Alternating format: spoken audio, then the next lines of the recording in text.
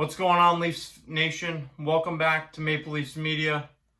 Today we're going to talk about our GM, Kyle Dubas, and if he's safe or not.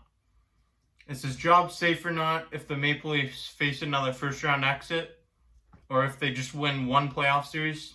Whether you like Kyle Dubas or not, there's no debating that this is his team. He has the keys to our beloved Maple Leafs. He gets to decide who stays in Toronto, who's departed, and who comes into Toronto as a free agent. He brought in 9 new faces, re-signed 2 of our players from the Maple Leafs last year, and there's been a lot of talk about if he's doing a good job or not. This talk has stemmed past this season into years prior. This was starting when he signed John Tavares. Was that John Tavares signing a good deal?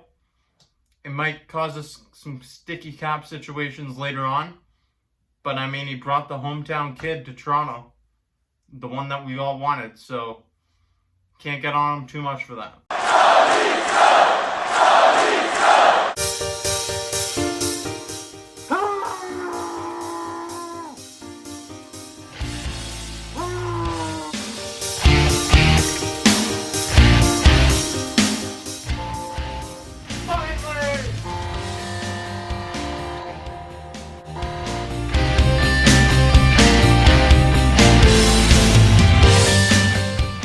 What the biggest hit on Kyle Dubas throughout his career as general manager of the Maple Leafs is the fact that seems like he's getting pushed around in these contract negotiations with Mitch Marner and William Nylander, for example. These two, they were willing to hold out.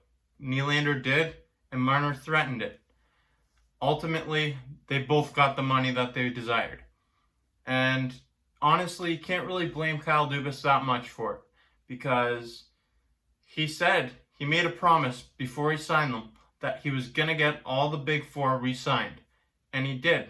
And after the upsetting loss to Columbus in Game 5, Kyle Dubas went on record again this year saying that he believes the Maple Leafs need to become a harder and tougher team to play against. And guess what? That's what he's done. He's signed veterans, Joe Thornton, Wayne Simmons. He's gotten some grit in Zach Bogosian on the blue line, TJ Brodie.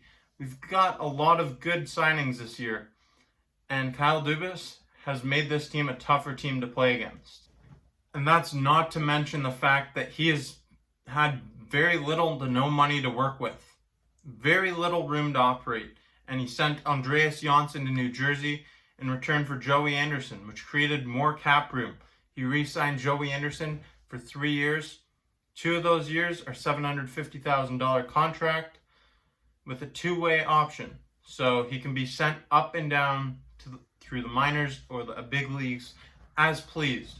So that's a great 2-way signing for me. Kyle Dubas finally got Morgan Rielly, a reliable defense partner. And I sure hope TJ Brodie's going to be playing with him this year, because that's the best option available. You could put Zach Bogosian with him so you can have a right-handed shot and a left-handed shot defenseman, but I don't know how good that's going to work. Bogosian played with Victor Hedman last year, and he won the Stanley Cup playing 20 games, putting up 4 assists in the playoffs, but you could put me beside Victor Hedman, and I'd probably have success too. Honestly, anybody can go beside Victor Hedman and have success. It doesn't just stop there. The fact that Kyle Dubas re-signed both Travis Dermott and Ilya Mikheyev was very surprising to me. I thought for sure he would get one of them done, but I wasn't sure he was going to get both of them signed. And he re-signed Travis Dermott for $870,000. That is a bargain deal for a 23-year-old defenseman who's a 2-way defender, and he's going to be playing on the right side this year. Kyle Dubas has already said that. I mean, that's a bargain deal for this Maple Leafs team. Only a $10,000 raise from last season. Great signing, and Travis Dermott had the second highest plus-minus on the Maple Leafs roster last year, behind only this guy, Austin Matthews. That speaks volumes, especially as a defenseman on the Toronto Maple Leafs last year. As for Ilya Mikheyev, Soup, he avoided arbitration with him. Basically, arbitration, it's like a trial where you have a judge and arbitrator that hears both sides, and usually it ends up meeting somewhere in the middle or leaning towards the player side more often. But they avoided it, and they made a contract. Ilya Mikheyev signed for 2 years, just over $3 million. A great signing for the Maple Leafs again. Kyle Dubas has been making these good signings, and a lot of them have been flying under the radar. But to me, the biggest signing that went under the radar for the Maple Leafs this year is left winger Jimmy Vesey. Vesey is over 6 feet tall, and if you don't know too much about him, he played for the Sabres last year on a really bad team. And prior to that year, he had 17 goals, 16 goals, and 16 goals in the 3 years prior. Jimmy Vesey, he can score, and he's got a big body. He's got a lot of potential, and the Maple Leafs are going to utilize him perfectly. I'm very excited to see what Vesey brings to this team. The signing that makes us a tougher team to play against is Wayne Simmonds. Wayne Simmonds is not afraid to get in the dirty areas. He's not afraid to stand up for his guys, and that's something that this team has been missing for a really long damn time. We've not been getting in the dirty areas.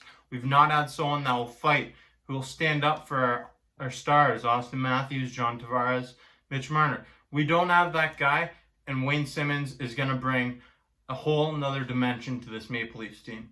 Kyle Dubas got us into this mess, if you want to call it a mess, with all these big re-signings, putting half your money into 4 forwards. Yeah, it doesn't look that great. 3 forwards for $33 million, Marner, Matthews, and Tavares. But on paper, it sucks. But if we can put a team around these stars, they can produce, and they've proved it. They just need to do it in the playoffs, and the people around them need to do it as well. If Kyle Dubas has a plan in place, I think we have to wait it out. I don't think we can just get rid of him after the season. And sure, I haven't always been the biggest supporter of Kyle Dubas' decisions, but we have to let it play out. I really believe that.